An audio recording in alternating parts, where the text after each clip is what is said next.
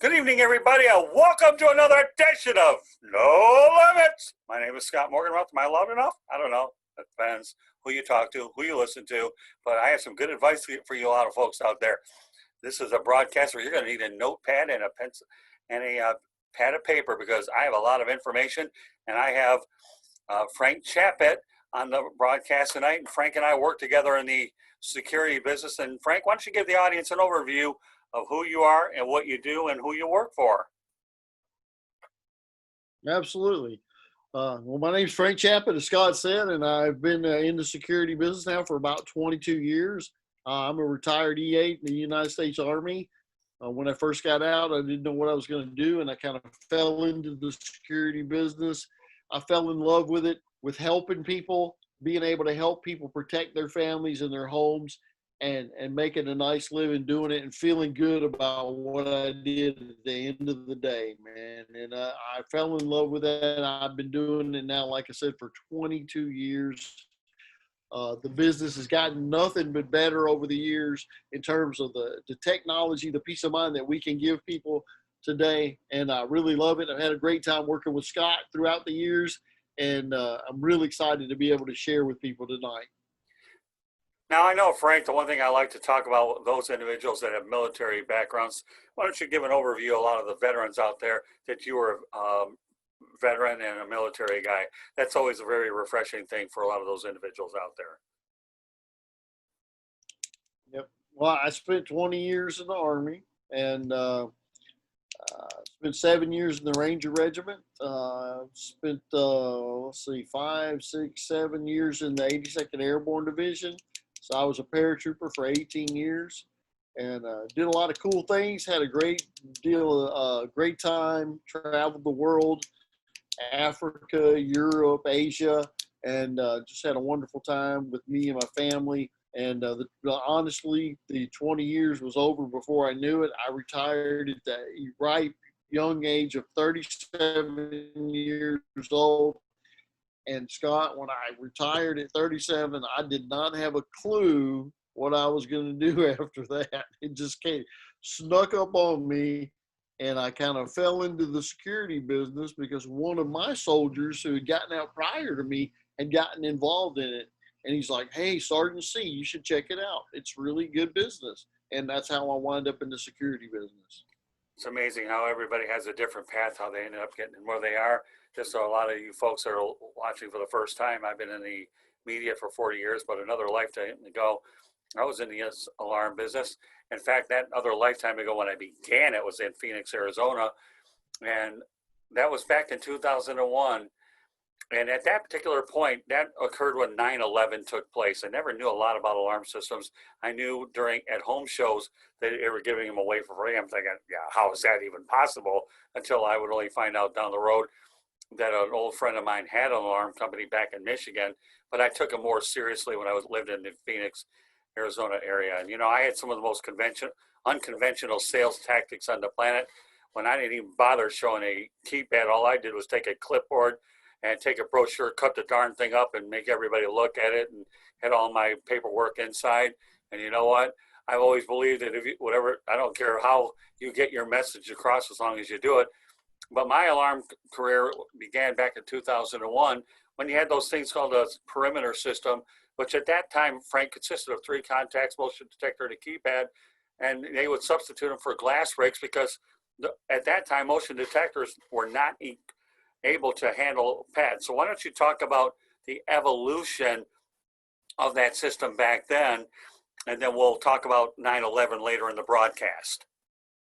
Oh, sure. Well, I got to tell you, that, in my 22 years in this business, our technology has increased and improved dramatically. And like you said, back then, a lot of times when you were beginning in this business, and myself as well, we didn't want to use a motion detector because any motion would set the motion detector off, whether it happened to be a moth flying across the room or your drapes blowing because the windows were open. That motion in itself would set the system off. So they got a really bad reputation. And then we came out with what we call the dual phase motion detector, which required now body heat and movement to set the system off. and then we had a more of a fail-safe type of product that it needed two different types of a technology, two different types of events to set it off, and it made us have a lot less false alarms, and it became a much more of a value to the customer. So we've improved on that since. We've added pet immunity, so now any animals that are smaller than 80 pounds won't set it off. We can tell the difference between the heat signature of an animal and a person. So that technology has continued to evolve and get better and better, giving the customer better protection and less fear of false alarms. Prior to this situation, was it true, Frank, that alarm systems were considered a real big ticket item, before everything became more simplified? And if that's the case, I want you to go into more details about that. Absolutely. I mean, when I first became a part of this business, yeah, it was not uncommon for someone to pay anywhere from $12 to $2,000 for their system, plus a monitoring service to support it. And that was more or less the known way to do it. If you're dealing with Westinghouse, Masada, a lot of these companies are out there back then, and they would sell you the system for anywhere from $12 to $2,000, and then support it with a monitoring service, probably $29, $30 a month on top of that. And then we went to a new model where we came. One of the companies in the industry that I'm sure you're familiar with, Scott, a company called Scott Alarm out of Jacksonville, Florida, Right. came up with the product and said, hey, we're going to do a new program called Scott Free. We're going to offer the customer the alarm system at no cost. They just have to pay the monitoring service. Right. And that was a new paradigm in the industry, and everybody soon since adopted that afterward, because we couldn't compete with that any other way. And that's become the norm within the industry. As we talk about certain things, Frank, during the broadcast, I've even noticed in many recent years, in the last 10 or 15 years, okay, that even call centers even sell alarm systems where you have, what we call boiler rooms here in South Florida. Then they have the technicians doing that. So, I think in some respects it kind of wrecked the industry a little bit, because it was taking a bad reputation with them, and again, we'll talk about that a little bit, because I think it's important for consumers to realize that if you run across a call center situation, stay the heck away from it. But talk about call centers a little bit, Frank. Well, I got to tell you, Scott, man, selling you an alarm system over the phone is kind of like trying to give you a haircut on the telephone. Right. I can't do it. I can't cut your hair over the phone, and I can't sell you an alarm system and do it the proper way on the phone. If I don't come and walk through your house, ask you questions, talk to you about what are your concerns, how is the house laid out, how many doors, windows do you have, is it upstairs, downstairs, is it a split level, how do we do it, how many entry points are there? I've got to look at all of these things. I've got to know what are the concerns of the family members. Have you been in a house fire? Have you been burglarized? What is the level of protection that you expect? And I can't do all that over the phone. And anybody that does sell you a system over the phone or attempts to, they're simply not trying to do the right deal. They're just trying to make a buck and not really concerned about protecting that family adequately. And I'm never going to do that. I can't do it without going to your home, looking at it, being with you and your family, knowing what your concerns and cares are and what your home looks like. There's impossible to do it correctly. It's just not doable.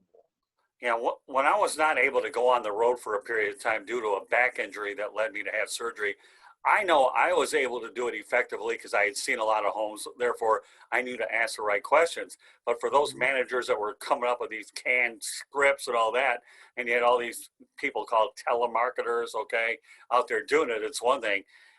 So I was a detriment to those managers because I knew what I was talking about, but they didn't know what they were talking about, and they were worried I would take their job. But then again, I only did it for as long as I had to because physically I was a little limited. With that said, we'll move on to the next thing, and that's this. Frank, how far has it advanced through the years? We at one point or another we had the landlines where intruders could go ahead and cut the lines, and all of a sudden we got the cell backup. First of all, explain the landlines, and then we'll graduate to cell backup. Well, when I first got into the business, we would take and do something called a phone line seizure and hook the incoming landline from the outside of your house where the little gray box. So the security system had priority on the line. So if somebody put the hook inside, it didn't matter because we had hooked the security system up first. And then as time went by, we came up with, like you said, the cellular backup. And after the cellular phones, the cellular backup became the primary means of communication. Well, the beautiful thing about that is now that the cellular network is the primary means of communication, it gave us the ability for the alarm to communicate to our cell phone and let us know what was truly happening in real time. So that alarm is sending us data throughout the day going, hey, this is what's happening in your home. This is what's happening. Hey, this is who's at your door. This is what's going on. Here's your camera. This is somebody walked in front of that. So now we're not wondering, well, is our home okay? We're being able to see what's really going on in our home, even though we're not there in real time. And the only reason we can do that is because of the cellular communication. Yeah, I'll tell you what, once they had cellular communication, that was incredible. I remember when I was working in Arizona, I can tell you how many installations were delayed because of phone companies being behind installing new phone lines. I probably back then lost a lot of money because once you sold that system, you were hoping it would get in right away, and the complications to get it up, or that cooling off period, well, maybe I don't need it after all, maybe this and that, blah, blah, blah, 3-day cancellation.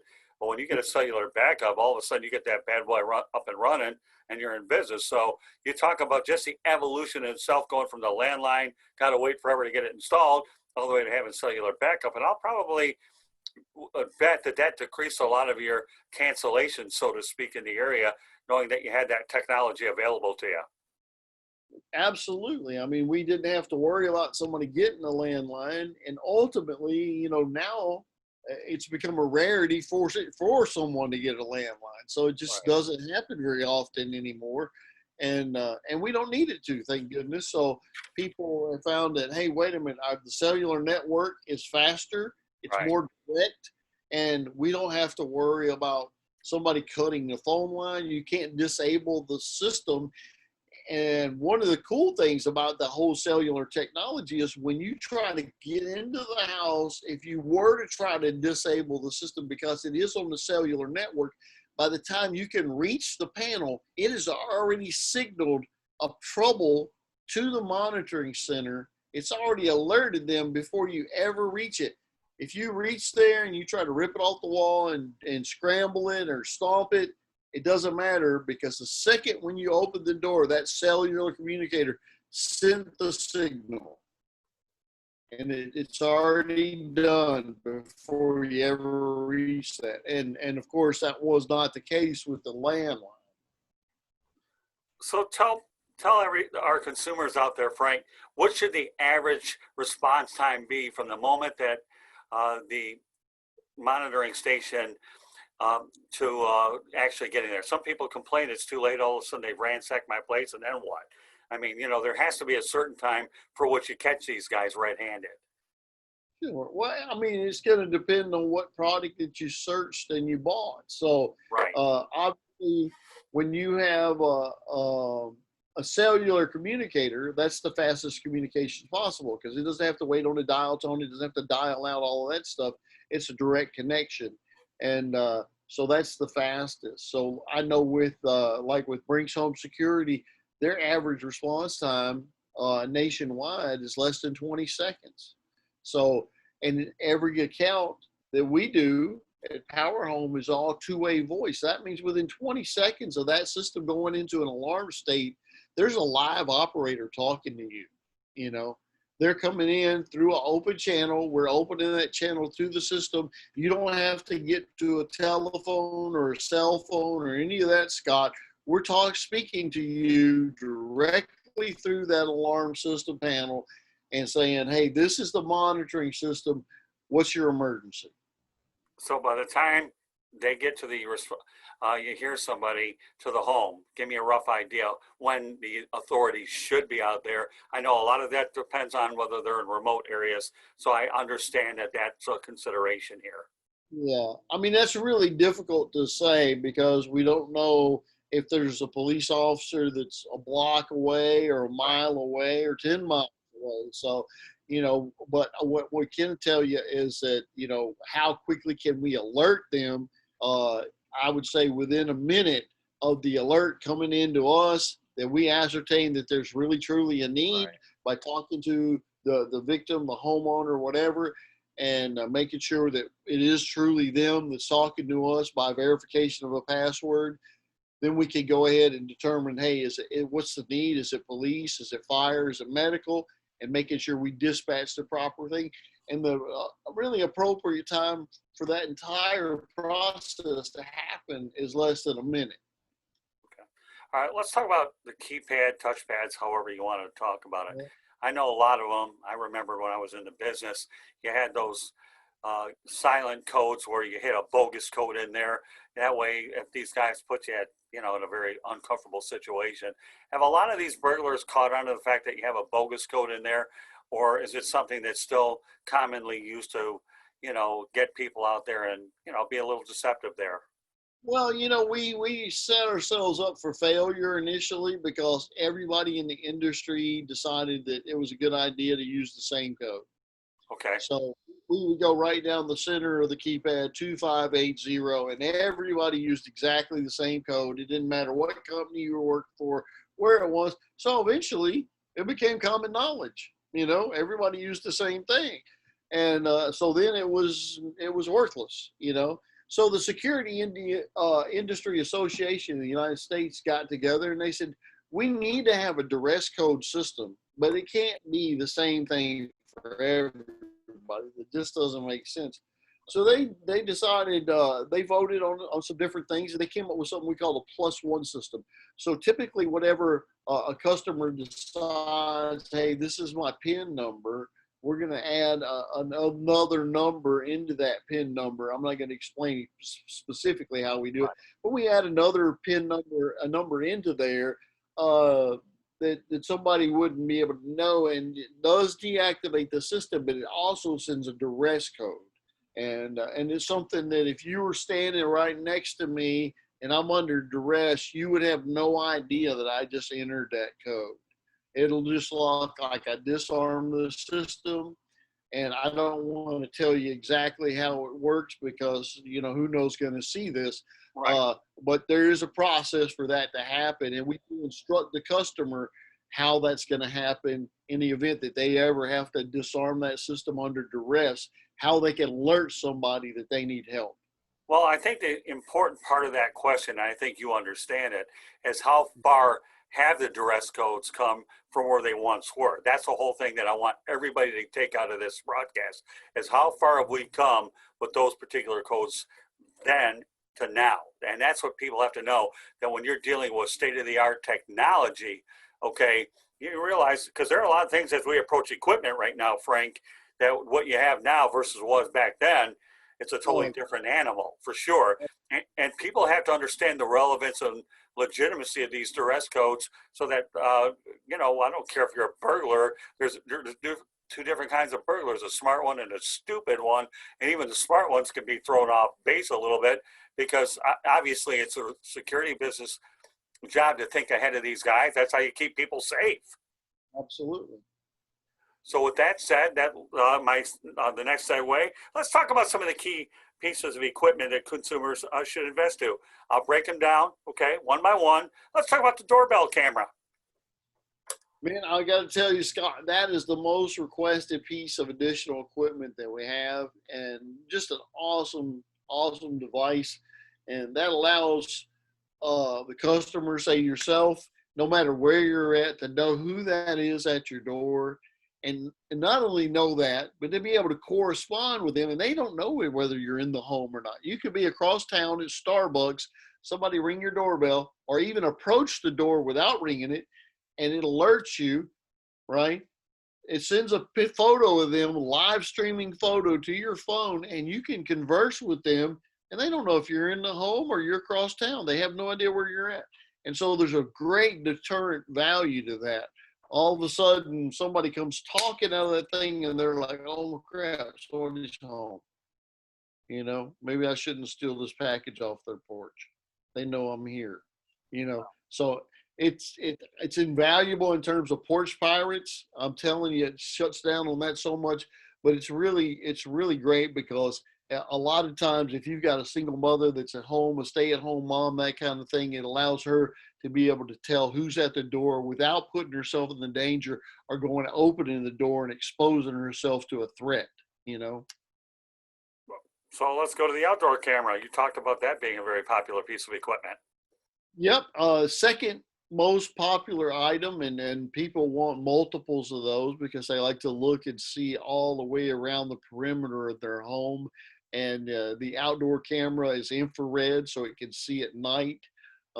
It's absolutely incredible. I mean, you're talking about high definition 1080 camera with infrared capability that can see at night. And we normally typically place those on the eaves of the home, and might put one on each corner, and you can see the driveway, you can see the sides of the house, what's going on in the backyard, and it really gives people a peace of mind to be able to see that stuff. And you know, these things are set up in such a way that if they detect motion by some movement through there, it alerts your cell phone, and you can pull that up and you can see what's going on there. And you say, hey, is that somebody in my backyard? Do I need to dispatch? Or it's just a deer, you know? So it gives you that peace of mind and know that you know what's going on around your property and your home. And it's just another level of physical security that gives you that peace of mind to make you feel like you've done everything you can to keep your family safe. Okay, let's go to the automated door lock. You know, that thing is a really cool device. I don't think as many people invest in that as should. It's a really, especially if you've got school age children, it's an invaluable tool. Myself, you know, I've got 6 kids, and I can tell you that they lose their key to the house. I'm telling you, every one of them has, and we have one of those on our back door. And so they always know if they lose their key to the house, they can come around. They have their own PIN number. They can put it into the key, key it right into the lock, opens the door, boom. You know, if I had a friend or family member that showed up unexpectedly at the house and I'm not there, and my wife and I went out shopping or whatever, and they call, hey, Frank, man, I just decided to drop in on you, but you're not home. I can simply pick up my phone and say, hey, okay, Scott. Give me 1 second. Boop, boop, boop, boop. I push the number in here, unlock the door. Go ahead and go in. Make yourself at home. We'll be back in about 30 minutes, you know? So it gives me that flexibility that I can do that. If I've got a repairman coming to do something in my home, I don't need to leave a key hidden under a rock where everybody knows to look or under the mat, you know? I can simply, when he arrives, he can call me, let me know. I can unlock the door remotely from my phone, let him in. When he's ready to leave, he just tells me, and I can secure the door right from my phone, man. And one of the big things that we do now is integrate Alexa into the system. So at night when I'm laying in bed and I'm getting ready to go to sleep, I can tell Alexa, lock the front door. Boom, it's done. I don't have to worry about it, man. It's a really, really convenient piece of technology. I can't tell you enough how much that thing will simplify your life. All right, let's go on to thermostats. I have a few other things that have come to mind that we're going to incorporate into the broadcast as well, but we won't do so until we hit thermostats. Go ahead. Okay. Well, I got to tell you, the thing about the thermostat is it's the one piece of equipment. Obviously, it's not a security device. It's a smart home device, but it's the one piece of equipment that we sell that actually will put money back into your family's budget. And the reason is because it learns your patterns. It learns that, hey, nobody's here from 9 o'clock to 3:30 every day.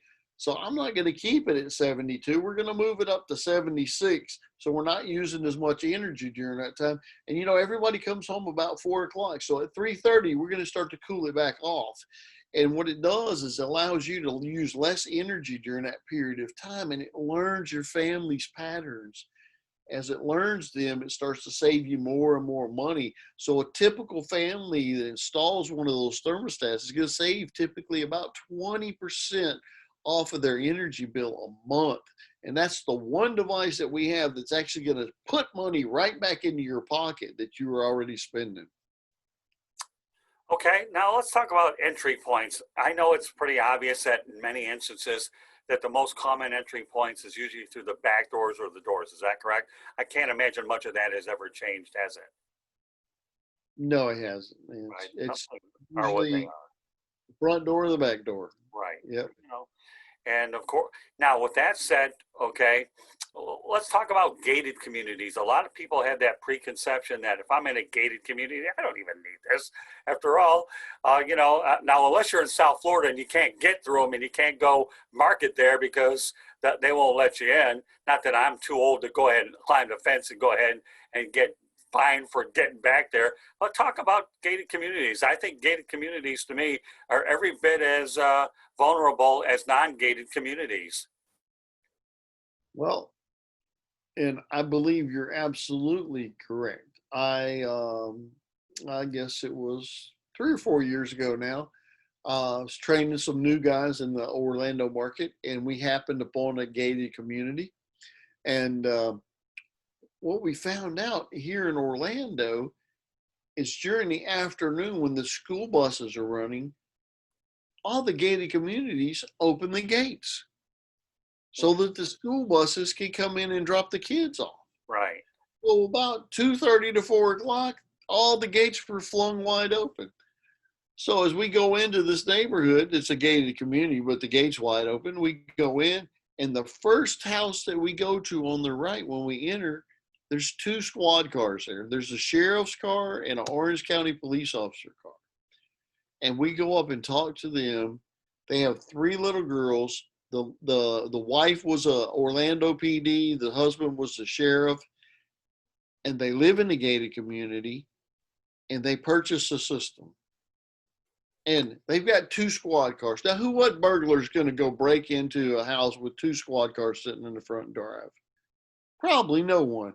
But they can't be there all the time, and they know the dangers that are out there. And they've got 3 little girls to worry about. And so if these 2 police officers thought that live in a gated community thought it was important enough to invest in a system for their family, what does that tell you? I think that sets a paradigm. So everybody says, hey, well, I live in a gated community. Well, so does the sheriff and the police officer, but they got one. Wow, So pretty cool. If they think it's important, it ought to be important to you as well. Well, let me tell you, when I broke back into the industry in 2001, I found that police officers were very, very receptive to the idea. And I worked out in the desert, by the way, Phoenix, Arizona, where, whether you had gated communities or not, police officers do have to live someplace, okay? And they were definitely open to the idea. So when we talk about how your industry competes with the Home Depots, because let's not kid yourself. Nowadays, okay, there are alarms that can go as low as $10, and they can go as high as over $100, depending on what you want to get. If you are a consumer out there right now and comparing the do-it-yourself route, because nowadays people will go out there and invest on their own, get it installed. If you had to go ahead and advise people, and I know you're in the industry, so and I get that, okay, comparing with the Home Depots, the Lowe's, as well as the other little guys, what would be the difference between what you do versus what a lot of folks are going to do that I want to get a regular system, I can put it together a la carte, you know what I mean, and then get it monitored, because a lot of people tend to be thrown off a little bit by that, and I want you to give clarity why they should go ahead do business with you versus what's out there, because a lot of people are definitely, I don't know if they're misleaded by it, but they need to be more informed. Well, I would definitely say they're misled by it, and one of the things is, that I won't mention any companies' names, but there's companies out there that have no monitoring contract. They have no liability because they send you a box of stuff and ask you to become the alarm technician. Here, Scott, you install it. So if it's screwed up, it's your fault, not mine. Right. And because of that, I take no liability. And what I'm going to do is offer you some low cost monitoring. But on the other hand, I'm going to charge you a bunch of money up front for that equipment. Right. And oftentimes, $400, $500, $600 for that equipment up front and monitoring service on top of that. And when you really sit down and figure it out, people don't understand. If you put the pen to paper and you figure out what the numbers are that are involved in a do-it-yourself system, right, you're paying just as much as you would for a professionally installed system, but you're not getting the same thing because we're giving you UL 5 diamond rated monitoring station. We're giving you service for the lifetime of that system. As long as you're being monitored, you do not have to fix or repair it. You simply pick up the phone and call, and we dispatch a trained alarm technician that's NTS certified, National Training Center certified, to be able to be an alarm technician that knows what they're doing, to come out there and repair your system for you at no expense to you. Not do it yourself, not Scott, hey, well, we'll send you another piece in the mail and see if that fixes it. That's not how we work, so it's a big thing. And a lot of people think they have the perception, oh, I'm saving money, but in the end, they're ultimately not. And the worst part is that they have an illusion of being protected when they're really not. Because these simple systems, some of these DIY systems, if you go and YouTube it, there's videos on there, and you can simply disable those systems in a matter of 10 seconds before it ever goes off by simply just removing the battery. Right. Disabled, it's not helping you, not calling for help, can't do nothing. And how much is it worth to you now? Well, what I've learned over the years, I know you've certainly trained me a few lessons over the years. I don't care what business you're in. There are no shortcuts. And if you think there are, don't hold your breath. I don't believe in it. But that doesn't mean that the average consumer doesn't think that way, because let's face the reality, Home Depot and Lowe's are very credible places. And if you go in there to get a system from there, who knows what kind of advice you're going to get from them. So they certainly have a good reputation in terms of, viability is concerned. I do know that over the years, though, there have been a lot of unethical alarm companies that have gone out of business. And so, they have stability. Again, I don't mind mentioning names. ADT is certainly a quality company. Brinks, and I'm sure there's a lot of other ones, and I don't want to get into the name game either. But, you have reputation, and you have the dealer approach versus corporate. So do you find at times that there's any advantage of dealing with a corporate entity versus a dealer's system? Well, I would fare to go toward the dealer side, because typically in a dealer relationship, they have a lot more flexibility in what they can conduct with the customer, the business that they can do. And having been associated previously a long time ago with ADT dealer program and competing against ADT corporate, there was never a time when we didn't win a deal over ADT corporate, because we just had much more flexibility than they did. And but it was very confusing to the consumer to meet with a person from corporate and then here, wait a minute, I'm ADT as well, and come in and give them a better deal, and they just like, well, why would you do that? And that's just the way ADT is set up. But I don't think that's the best situation, but definitely is a good situation. So ADT has their little situations, and more than anything, dealers just have a lot more flexibility when they're dealing with a customer. They have more wiggle room, more ability to wheel and deal, and to give you a better deal. Now, one of the more common trends these days, Frank, is not only do you deal with the ADTs, but you also have the triple play combination with Comcast and companies along those lines. If you had to go out there and compare the average situation versus the triple plates, because a lot of people like to have it all in one bill, do you find that that's tough to compete with at times? in your industry? Because I know for me, in some cases, I wouldn't mind going with that triple play combination, knowing it's a lot easier to bundle it up versus it is to pay a separate bill. Again, I'm just talking about in general terms, whether it's for the average consumer. I know how I am. I'm biased toward the other way, but there's a lot of people that aren't that way at all. Well, Scott, I'll tell you this. If your lights are flickering on and off, do you call the plumber? Right.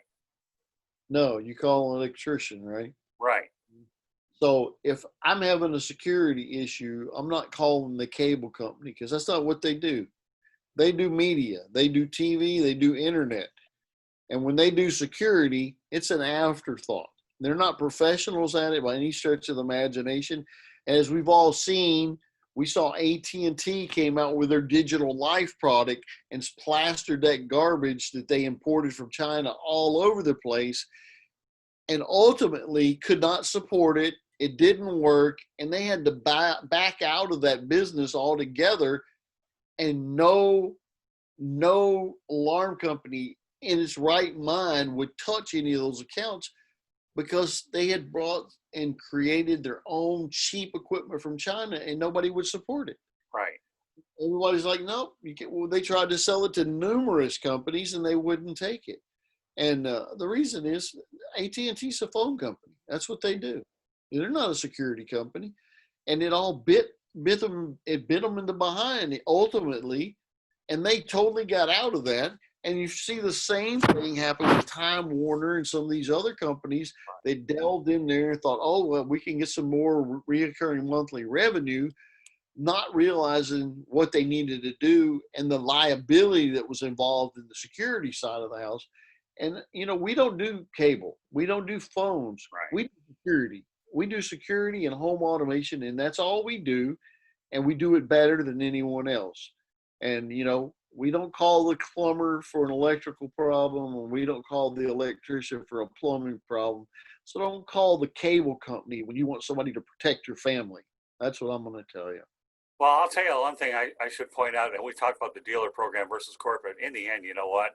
That account ultimately winds up with corporate. They have to end up, I know that the dealers have it for a while, and then after a while it winds up in corporate saying the only difference is the consumer gets more equipment, because as you alluded to before, the dealers program does have a lot more latitude in terms of providing additional equipment.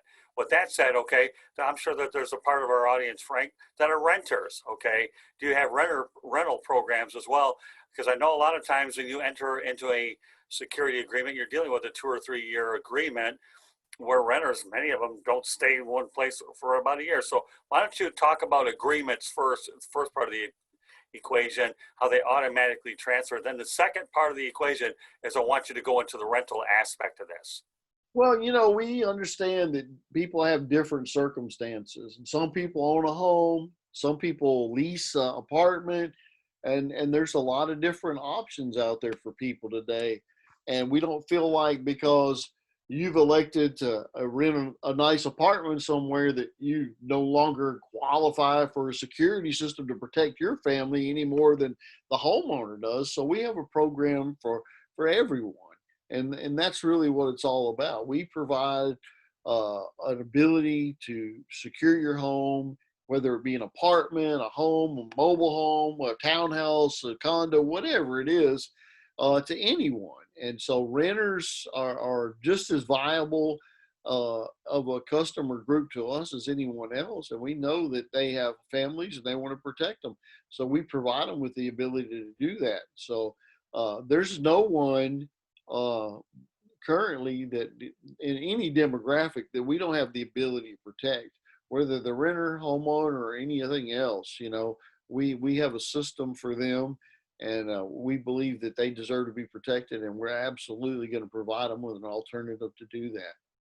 Now, as far as the agreement length, I know in many instances you're talking about a standard 24 to 36 month situation. Although for a lot of people out there, you have to be careful what you sign, because you don't know if some of these are going to carry over without you knowing about it. And nowadays, during a very skeptical, consumer-oriented thing where read before what you sign, why don't you get some clarification about the terms of these agreements? Because let's not kid yourself. The average individual should know that, when you're in there for the first 2 or 3 years, you're literally paying for the equipment over, but only in the course of installments. But yet, you know what? It's better than paying for it out of your pocket as well. Yeah. Well, Scott, I'm going to tell you, man, that is really something that separates Power Home Technology from a lot of the companies out there. Is we don't go and tell the customer everything's free, free, free. We tell them this is what the equipment costs and this is what the monitoring costs, and we give them a low monitoring rate that's locked in for life. It's $19.99 a month, and it's guaranteed to never go up. It's locked in for life. If they will sign a 60-month monitoring agreement with us, that'll be locked in for them as long as their system is monitored. $19.99 a month, and then we do finance the equipment separately.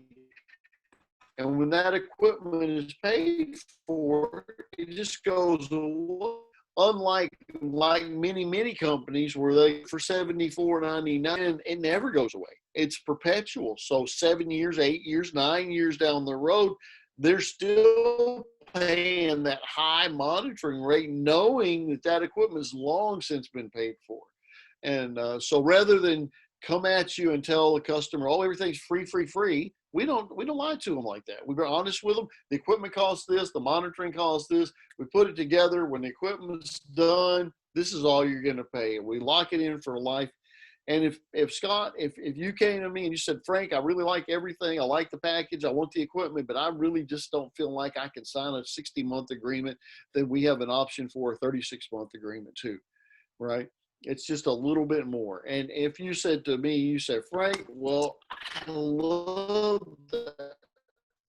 everything about what we're doing here, but man, I really don't want to sign a long-term agreement. I've got a month-to-month agreement that I can do for you, and it's still a very low price, only $29.99 a month, and there's no contract whatsoever. So we have a situation for every consumer, and that's what it's all about. It's not a one-size-fits-all world out there, Right. and we want to make sure at Power Home that we have a solution that's going to fit everybody's needs and budget. But for your price points, what are they actually getting for that? Well, it just really depends on what the package is that they choose. So we do a lot of home automation, and all of our home automation systems have an integrated Amazon Alexa and a Dot, because we set all of our home automation systems up to be voice activated. So you walk in the door, if you have a door lock and you walk in, you can say, Alexa, lock the front door. If you have lighting, we can tell you, Alexa, turn on the kitchen light. Alexa, I'm getting ready to go to bed. Alexa, close the garage door.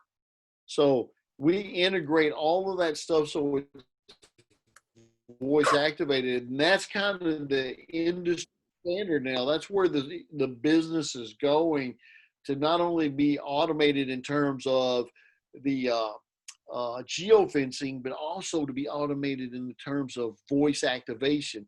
Right. Alexa, arm the system in a way. So I can tell every command that system can do, I can tell it to do verbally. And that's where we're really going. And we've already started to integrate that into every package that we sell. Very impressive. All right, let's go to the typical walk around. I know when I was in the business, as we alluded to at the top of the broadcast, Frank, you walk around the home, get to know the customer for sure. And then you go ahead and look at all the windows and doors. One of the things I used to like to do is I enjoyed putting a motion detector in a corner because you had a wide open space to protect.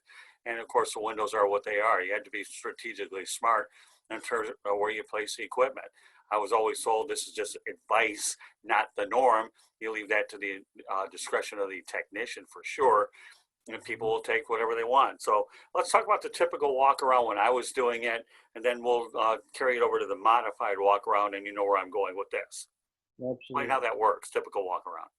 Yeah, so I mean, you've heard it called different things, bad guy walk around, whatever. We want to walk through with the customer, and what are we trying to ascertain is, what are the perceived weaknesses from the customer? What are areas that are really key to them? For example, if it's a child's bedroom, they definitely want to protect the windows if they face the rear of the home, where someone might be able to get to those windows without being seen. Well, if it's my child, I'm going to want to protect those windows. You know, we all remember the story of Elizabeth Smart being taken out of her bedroom window in California. Right. And, you know, and that unfortunately was not an isolated case. So as we walk through, we determine, you know, this is Billy's room, this is Susie's room. What are we concerned about here? Do we want to protect these particular windows or in place? You know, we look at how the house is laid out. How can we get the best coverage out of the least amount of equipment and make sure that the family is safe? And you know, the one thing that we always want to ask the customer is, and I'm sure you've done this, is I definitely have done it, is if I lock my keys out of the house or lock them in the house, you know, we always know that there's one particular vulnerable place that we might be able to break back into our own home. And in the back of our mind, we know that's a vulnerability because we know we've gotten in the house there before. We've been able to be, you know, we used to have a window on our deck that you could shake it enough, the little things would come along, you could get in there. And every homeowner knows that place. And we want to make sure that we identify with them because in the back of their mind, that is a vulnerability. We want to definitely make sure that we address that during the walk around so they know that we've absolutely secured their home to the level that they need it done. And yeah, it's really super important. So it's hard to do the job properly without being able to walk through the home, ask them the questions, know who lives where, what the different parts of the house are. It's kind of like I said before, trying to give you a haircut over the phone. It's just pretty much impossible, you know. And it's a critical part of the whole process, you know. I think people should be very well aware that if you're a burglar, the first place you're going to go to is a medicine cabinet because you have a lot of those types of individuals out there. I don't care whether you're in 2020 or 1920, they're going to the medicine cabinet, they're going to the safe, just to name a couple of little isolated places where they think that they can put a little extra in their pocket or if they have a habit that they can't quite kick. So when we talk about the modified walk around, I'm really kind of going COVID-19 a little bit here. Now, obviously, you guys are faced with a different set of challenges. It's not so safe, you know, the average individual doesn't really want to let anybody through the door, you know, and so this is a combination question. Let's talk about the modified walk around, and then I'm going to follow it up with the COVID-19 effect. Well, I mean, we have to depend a lot more on the customer to help us understand the layout of the home and everything if they don't feel comfortable letting someone in. Now, all of our guys go to the door wearing a mask. You know, we all wear a mask for protection. We get in there, and as you can see, I have mine right here. We go to the door. We have our mask on. We do our thing. We go to the door. So the customer feels like, hey, these people are taking steps to make sure that we're safe and they're safe. And then, you know, we'll keep it on as we go through the home. If they feel comfortable letting us in, if they don't, then, you know, we'll depend on them to kind of verbally help us decide what goes where, you know, because they know the layout of the home. And so that's very important.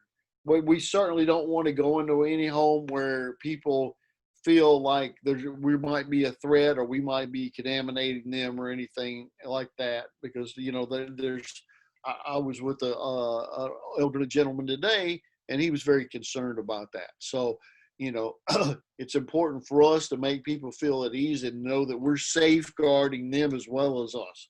And so there are ways for us to do this without actually going through there. And we've used technology a great deal during this time to be able to do just like you and I are doing right now and do a Zoom meeting. Right. And the beautiful thing about Zoom is we actually have the customer take their laptop and walk through the house as we're talking to them so we can see how the house is laid out and they can see Billy's room and Cindy's room and we know what's going on. And they become our eyes and ears as they walk through and show us how everything's laid out. So there's other ways for us to do it by the use of technology. Still allows us to do it in a proper way without physically having to be there because they're our eyes and ears. So technology has really helped us immensely. We were able to continue to keep families protected and to be able to see what we need to see to do it the proper way.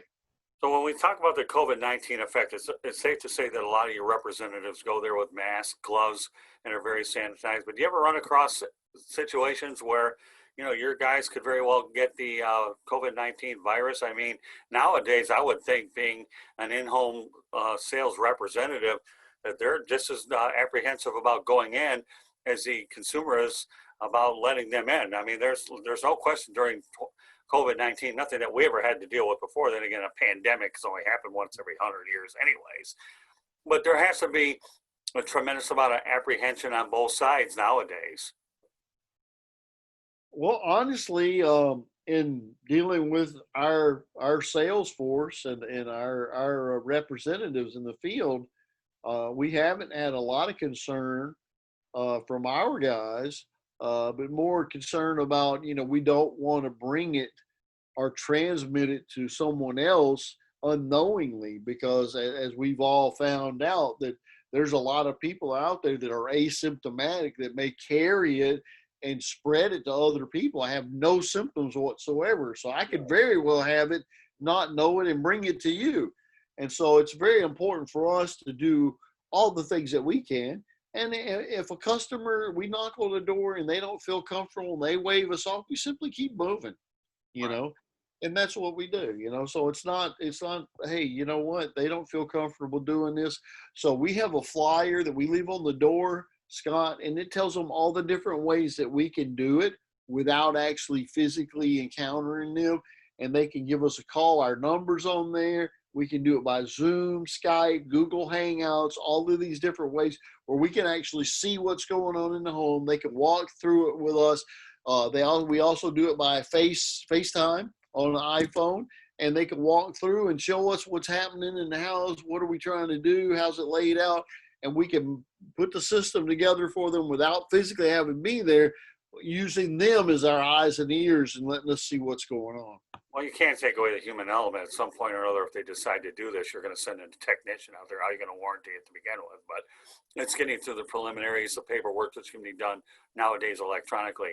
I think I should point out to a lot of our consumers out there that, we're talking about the burglary aspect, but when I first got into business, okay, and every person that's been involved in the security industry probably has about 10, 15 million books that they haven't written and has great stories to tell. I love the one about the old dogs here. My dog will protect me. Yeah, okay, but the only problem is unless you got Lassie, okay, then Lassie's not going to go out there and consider herself like a German Shepherd to, that will cause a little uninflicting pain. I've never seen Lassie's paws ever hit the top of a keypad to let you in there either. But the one thing that I've always told people is, you know what? I don't care how much you think your neighbors are watching over you. And I have some pretty good neighbors, knock on wood. The reality of the situation is these security systems are designed to save lives in the event of a 911 situation as well. We're not talking about we're talking about fire, we're talking about medical as well as the burglary aspect of things, which leads me to my next point, okay? How can you monitor older members of your family without being there? I know senior citizens is a big thing nowadays, isn't it? As it always has been. And my grandmother, believe it or not, many years ago in West Bloomfield, Michigan, lived independently because she had a security system and she did rent it. Now, back then, she'd pay the monitoring a year in advance and they didn't mind doing it. Nowadays, I think things are a bit more flexible. But let's not kid yourself. We cannot forget about senior citizens. No, absolutely. And my mom lives in Memphis, Tennessee. I live in Orlando, Florida, and obviously that's quite a ways. And I want to make sure that she's safe. So I got her a system. And there's a couple of factors, a couple of things that we have in there that help me to make sure she's safe. And we have a couple of cameras in her home, in the interior of her home, that we can view. And we also have something called a lack of activity monitor. So one of the things that we did is we placed a contact, and this is what we call a non-reporting contact. So it's not going to make the alarm go off, but it's on the bathroom door, right? So typically she's going to go to the bathroom several times throughout the day, every couple of hours or so, right? And so that door opens and closes, and everything's fine. Nothing happens. But say it goes for a 6 hour period and it doesn't open or close. It sends me a text message. It lets me know, hey, wait a minute, that thing hasn't opened or closed in 6 hours. Lack of activity monitoring. So now what? Well, now it's not going to make the alarm go off, but it makes me call up mom and say, Mom, are you okay? Is everything all right? Right. Because I know that in a 6 hour period, typically she's going to go to the restroom at least once. Right.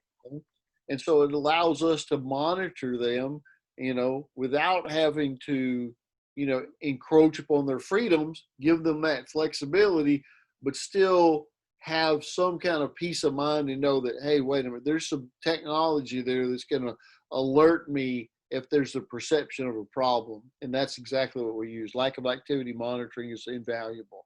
Yeah, I know a lot of folks out there often look at the ways to protect senior citizens through Life Alert. I know that's been a company that's been around for a while. They certainly have built their niche in the senior market, and there's probably a lot of other ones out there. But, can you really trust an organization like that? And I'm not knocking Life Alert. I'm just talking an organization like that. I preface my words very carefully, knowing full well that they're probably using older equipment. Whereas nowadays we're talking state of the art type of technology where you're further ahead. I want to make sure I preface what I'm saying here for the sake of clarification. Well, what we find is that a lot of people are paying a really high amount for Life Alert. Right.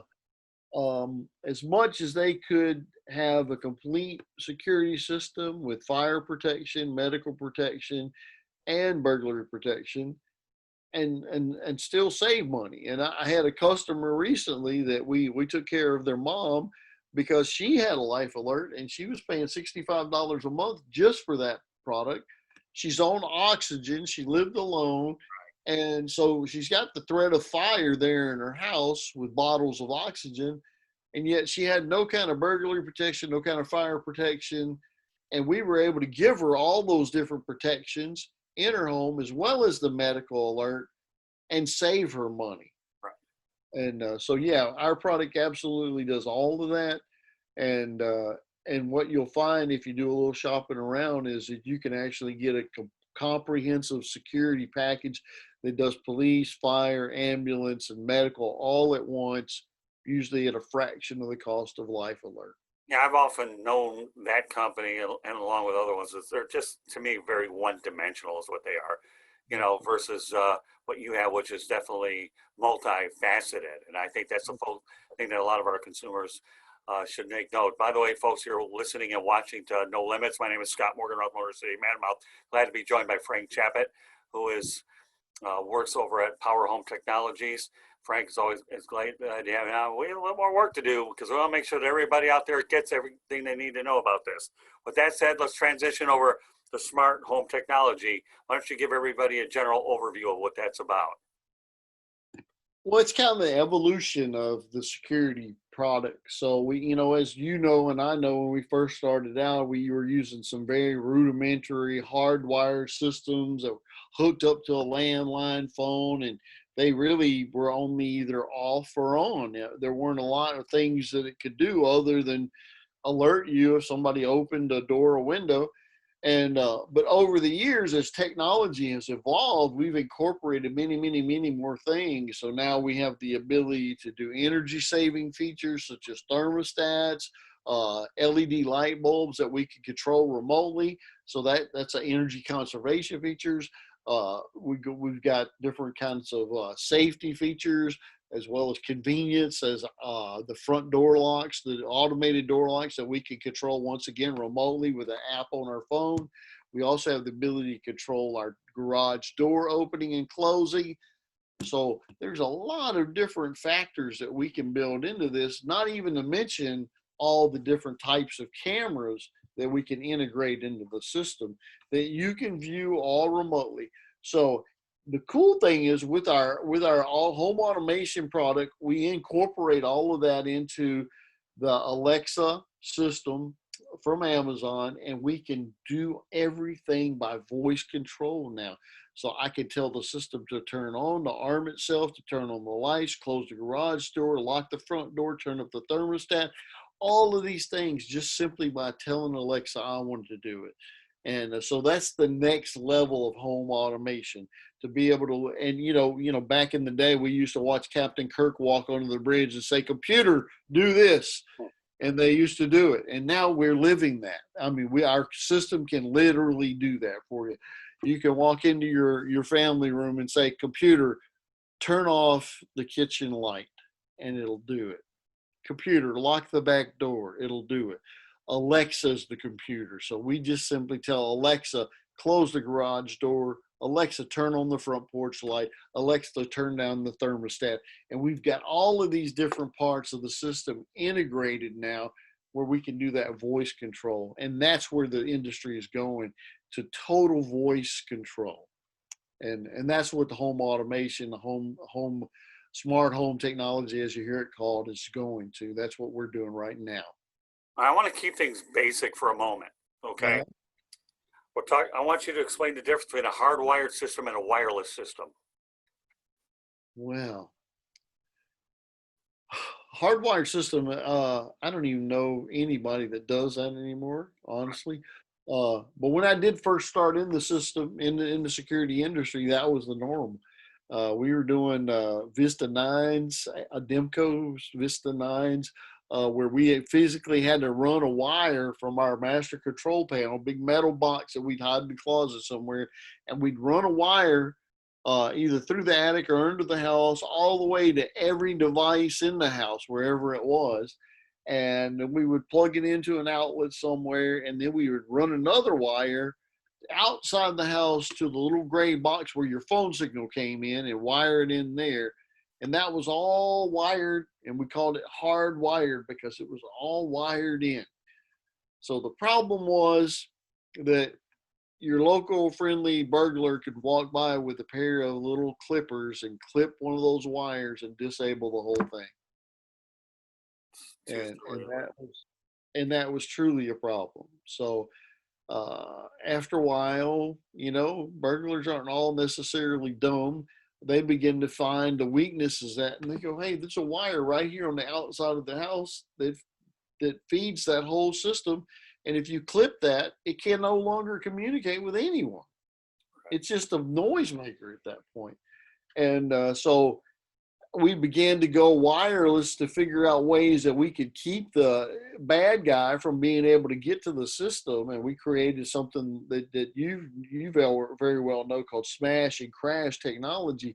Right. So we put a new wireless keypad inside the house, and we programmed it so if they opened a door or a window, it would send a signal to our monitoring station and let them know. If it doesn't followed up with an abort signal in an appropriate amount of time, that signal got converted to a burglary alarm, and there was a dispatch that would happen. So whether you have in fact snatched that thing off the wall and smashed it to smithereens or not, by then it didn't matter, because the moment you open that opening door, window, whatever it was, it told on you, and after 30 seconds, that was dispatched. There's cops are going to be waiting for you on the front porch.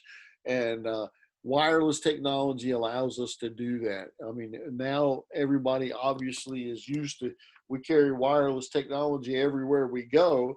And now our system's able to communicate to our monitoring center like that. So you can't disable it from outside the house anyway. All right, when I got into business, we're going to talk about the September 11th effect, which definitely changed people's lives. Do you feel that that's the time when people started to really take a lot more notice about the dangers that surround them? Not that you haven't had those throughout the years, Frank, but September 11th, in my opinion, was the biggest wake-up call in American history outside of the bombing of Pearl Harbor. And that's when I got into business and, you know what? You don't know what's going to happen to you. And all of a sudden, our life isn't safe anymore. What do you think is happening at the airports with Homeland Security and everything? And I hate to say that September 11th put the alarm business on the map, but I think that's a safe assertion, isn't it? Well, it definitely made people realize that, hey, I'm vulnerable. We've never felt vulnerable before. We've never been attacked on our own soil. And, we had over 3,000 people die in one day as a result of just a few people. And people became very aware that there was threats out there that can impact their family, and they're like, man, I got to do something. Right. And so a lot of them, absolutely, a lot of them became way more aware of the threat that was in the world, and they said, hey, I'm going to do this just to protect my family, because that's all I can do. Right. I want to feel like I've done everything I can to keep my family safe. And absolutely, people became much more aware, and more people in that, especially in the years following that 9/11, definitely took advantage of the systems. And now, at that point, I'd say before that point, before 9/11, it was more of a luxury. Right. A lot of people saw it as a luxury, and afterward, it was more of a necessity. They saw this as, I really need to have this. And that was the big paradigm shift. Is it's not a luxury. I got to get this. I need this to protect my family. And that's the way people began to look at it. And I think that's where we're at today. People see it as one of the things that you just have to have. Precisely my point. Now, I just want to talk about this a little bit in terms of marketing, okay? I know a lot of times people will look at signs as a way to contact companies. That's a common practice of advertising. I know nowadays individuals are skeptical with guys going door to door, but that's just reality that sometimes individuals in your industry depend on going door to door. They have to look at the crime list in order to have an understanding about where the trends are. So, do you find that you still do a lot of conventional door-to-door approaches, even though nowadays you have to be a bit more careful? And I know nowadays with the internet and so forth, there's other ways to make sure that consumers have access to what you do, because we can't get away from it. There's a lot of people that are very concerned about going to the door. They'll go to high crime areas. I mean, those are certainly public record, and new homeowners list. So let's just talk a little bit about that so that people understand about to be a little bit careful out there, but understand that, what types of caution or tips that you should be aware of, and how you guys go about staying busy. Well, we have a lot of access to data these days, and here in Orlando, the Orlando Police Department has an active police calls that's displayed in real time. So you can go on their active police calls webpage, and it'll show you exactly who's doing what right now. And it'll say residential burglary. And when we see that, our guys will absolutely go to that neighborhood and talk to the people in that neighborhood, because they absolutely cannot undo anything that's been done. They cannot undo the burglary that's already happened. But what they can do is help prevent other people in the neighborhood from becoming a victim.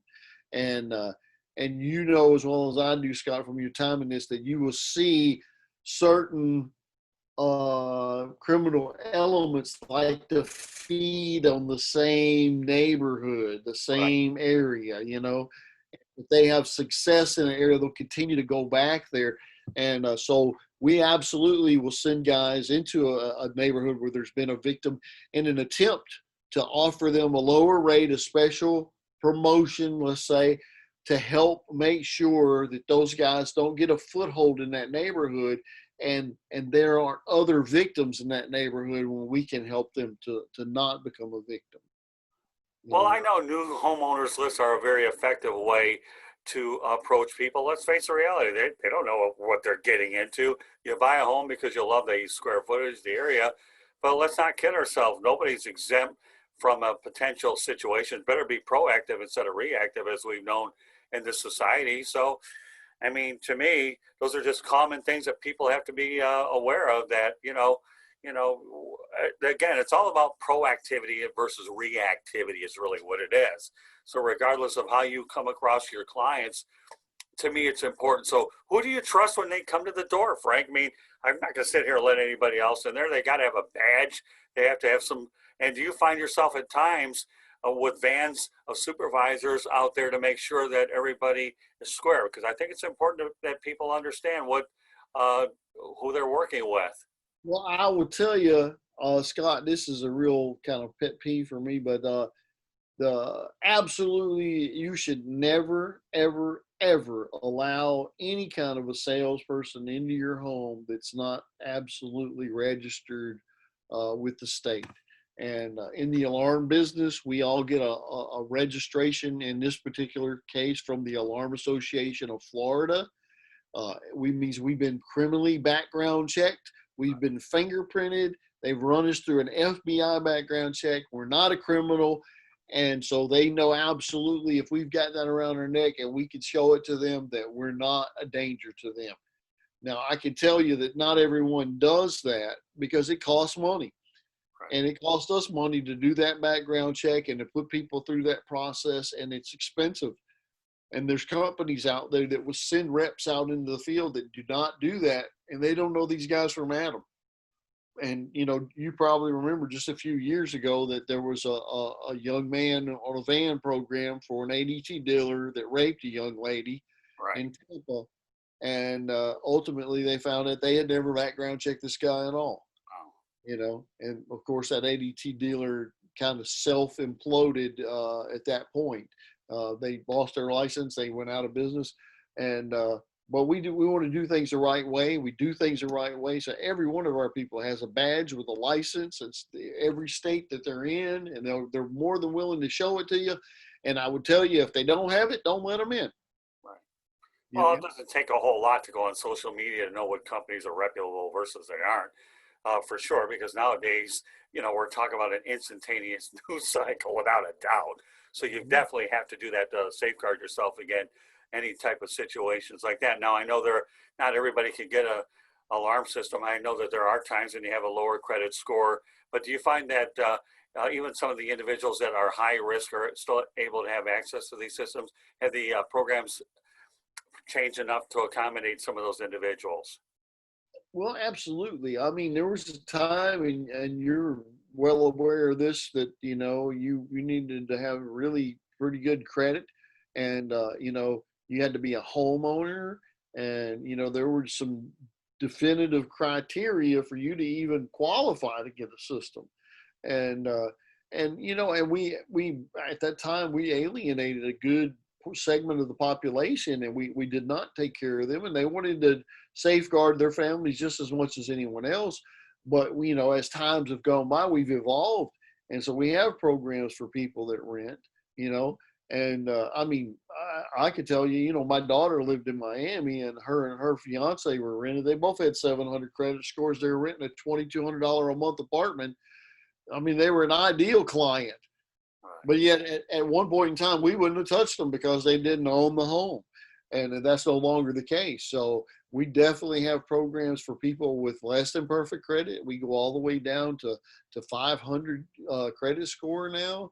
We've got programs for people that are renters. We've got programs for homeowners. So, I mean, it's all inclusive. We have a program. If you want to protect your family, we have a solution, I guarantee you. All right, and we'll close this broadcast before we get to contact information. Are there any other tips that you feel that the consumers should have out there? I know we've touched on a lot of important subjects, but they're very necessary in a society that definitely, you know, right now we're in a very vulnerable situation, so it's important that we don't leave any stones unturned. But are there any other tips that we haven't discussed in this broadcast, Frank, that the average consumer should know about?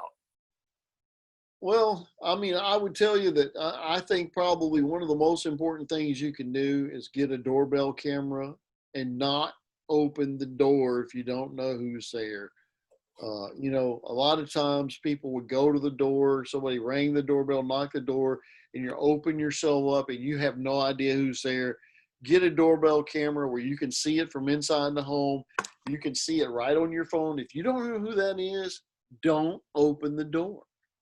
Don't put yourself in a compromised position where you're no longer safe when there's some technology that can prevent that from happening. You can look on the, hey, I don't know who that is. I'm not opening the door at 10 o'clock at night for some stranger. Right. Right. And just be smart, guys. There's technology out there that'll help you safeguard yourself and your family. Take advantage of it, you know. And I should point out, folks, that not only do you run across individuals that are able to have access, you know, where they go door to door, but nowadays you can book appointments online too, right, Frank? Through your company as well. I think a lot more online appointments are readily available through technology. Is that correct? Absolutely. So, like I mentioned before, we do Skype, we do FaceTime, we do uh, Google Hangouts, we do the Zoom call like we're doing right now. So we have a lot of different technologies, whatever the customer may be comfortable with, for us to be able to go through the process, just like you and I are doing. We're hundreds of miles apart, but we're sitting here watching each other, talking to each other, and we can do the same thing, doing a walkthrough in your home and design the system that's going to meet your needs and get your family protected, just like that. Just like old times. We'll be getting together soon enough. Me, I'm not shy when it comes to driving by any stretch of the imagination. Okay, with that said, Frank Chaput, I want you to let everybody know out there how they can get a hold of you.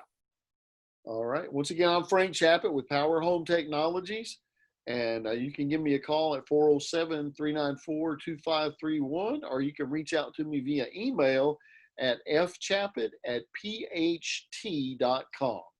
Very good. And as far as we're concerned, if you want to listen to the audio version of No Limits, I'll give you ways to do it. You can go through Apple Podcasts, Spreaker, Spotify, iHeartRadio, Google Podcasts, or wherever you get your podcasts. If I've spoken too fast, it won't be the first time I've heard it, won't be the last time I've heard it. So I'll give you an audio replay or a visual, depending if you're looking the other ways. Apple Podcasts, Spreaker, Spotify, iHeartRadio, Google Podcasts, wherever you get your podcasts. Other ways to get a hold of us.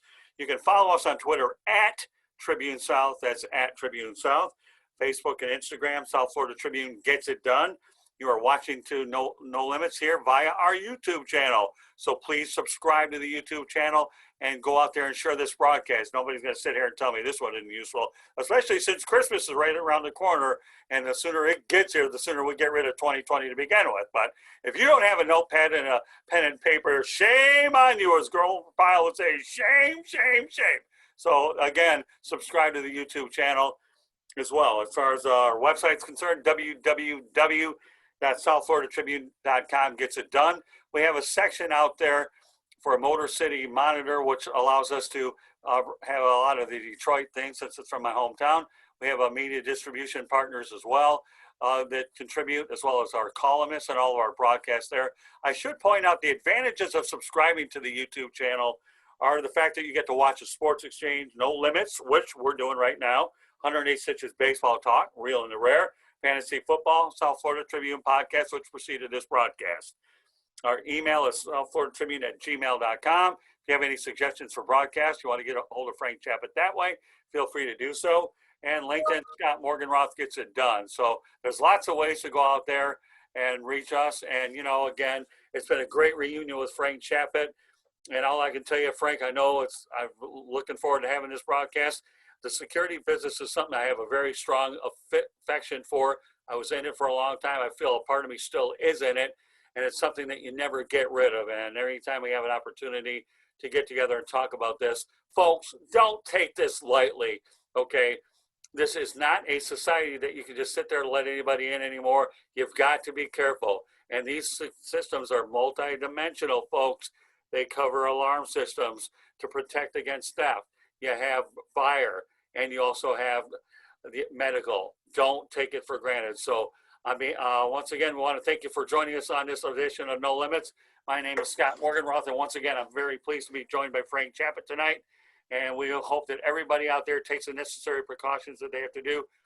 Social distance, mask up, be safe out there, and do the right things, because unfortunately, it doesn't look like this pandemic's getting any easier. And as much as we'd like to think there's perception and there's reality. So don't take it for granted. Don't take anything for granted with what I did before, and I feel strong about what Frank Chaput has done a marvelous job entertaining. Once again, make sure when you watch this broadcast or listen to it, have a notepad and a pen and a couple of pens, or even a number 2 pencil will work. So on behalf of Frank Chaput, my name is Scott Morganroth, the Motor City Madmouth. Thank you for joining us on this edition of No Limits. Good night, everybody.